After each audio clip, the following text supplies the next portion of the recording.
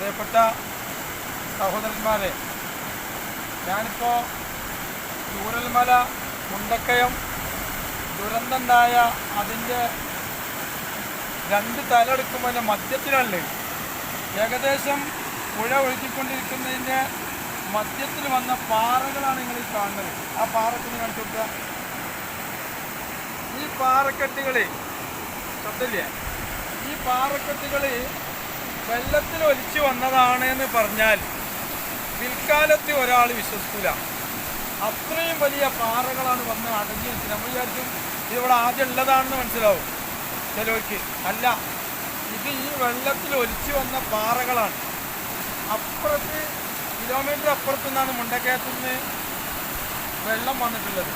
ഇനി അപ്പുറത്തേക്ക് ചുരുൾമലയൊക്കെ അങ്ങോട്ട് നീണ്ടു കൊടുക്കുകയാണ് കിലോമീറ്റർ.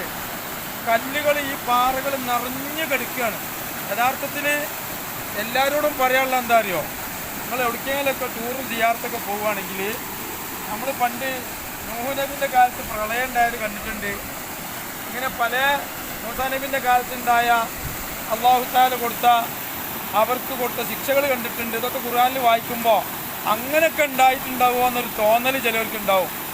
പിൽക്കാലത്ത് ഇനി നമ്മൾ ഇതൊക്കെ ഇത്രയും വലിയ പാറകളൊക്കെ വെള്ളത്തിൽ വന്നതാന്ന് പറയുമ്പോൾ അത് അവിശ്വസിക്കുന്ന ആൾക്കാരുണ്ടാവും. അവർ ഇവിടെ വന്നിട്ട് എന്ത് ചെയ്യുക, ഇതൊക്കെ നേരെ കണ്ടാൽ അള്ളാഹു ഒരാൾക്ക്, ഒരു സമുദായത്തിന്, ഒരു നാട്ടിന് ഒരു ദുരന്തം തരണം വിചാരിച്ചാൽ 10 മിനിറ്റ് കൊണ്ട് 15 മിനിറ്റ് കൊണ്ട് കൊടുത്തതാണ് ഇതെല്ലാം. ഇതിവിടെ അന്ന് കണ്ടാലേ മനസ്സിലാവുള്ളൂ. ഒറ്റ വീഡിയോയിലും നമ്മൾ കണ്ടതിൽ നിന്ന് ഈ ഭീകരത മനസ്സിലാവില്ല. ഇതിൻ്റെ ഭീകരത എത്ര ഉണ്ടെന്ന് മനസ്സിലാണെങ്കിൽ ഇവിടെ വന്ന് കാണണം. ഇവിടുത്തെ നിയന്ത്രണങ്ങളൊക്കെ നീങ്ങിയതിൻ്റെ ശേഷം എല്ലാവരും ഇവിടെ വന്ന് കാണണം. എന്നാലും അള്ളാഹുവിൻ്റെ അജായിബുകൾ നമുക്ക് മനസ്സിലാക്കാൻ മാത്രമുണ്ട്. പാറയാണ് നമ്മളിത് മനസ്സിലാക്കണത്. ഇതിൻ്റെ വലിപ്പം എന്ന് പറഞ്ഞപ്പോൾ അങ്ങോട്ട് പോയാലും ഇതിൻ്റെ വീതി അറിയുള്ളൂ. ഇതൊക്കെ വെള്ളത്തിൽ ഉരുണ്ട് വരിക എന്ന് പറഞ്ഞാൽ മനസ്സിലാവില്ല അല്ലേ? ഇല്ല, ഒരിക്കലും മനസ്സിലാവില്ല. കണ്ട് ഇവിടെ വന്നാലേ മനസ്സിലാവില്ല. വന്നിട്ട് ഇപ്പോൾ ഞാൻ അങ്ങോട്ട് എത്തുന്നില്ല.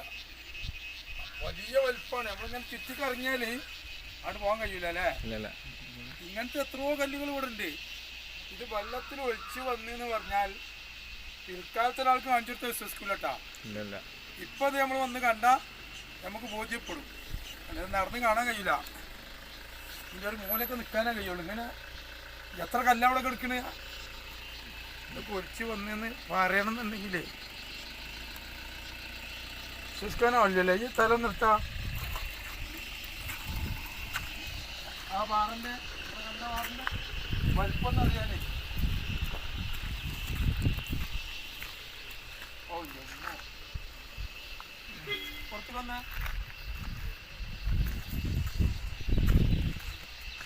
എന്താ ഇത് ഒലിച്ചു വരണമെങ്കിൽ വെള്ളത്തിന് ശക്തി എത്രയാണല്ലേ. ഞാൻ നേരത്തെ നിന്ന ഭാഗം അപ്പുറത്താണ്. ഇങ്ങനെ ഒരു മല ഒലിച്ചു വന്നു അല്ലേ? എന്താ ആ കിടക്കുന്നു ഒന്ന്